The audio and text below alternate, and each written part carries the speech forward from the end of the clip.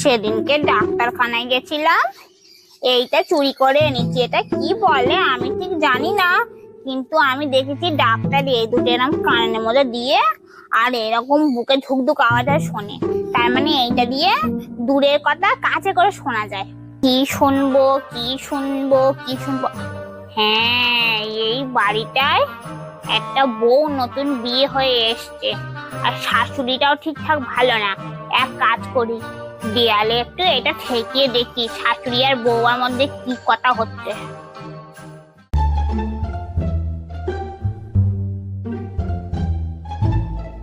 ও বৌমা শোনো, আমাদের পাড়ায় একটা মালতী বলে মহিলা আছে, বাড়িতে আসলে একদম ঢুকতে দেবে না, খুব বাজে মহিলা। উল্টো পাল্টা বাজে বাজে কথা শেখানো, আমি অভিশাপ দিচ্ছি।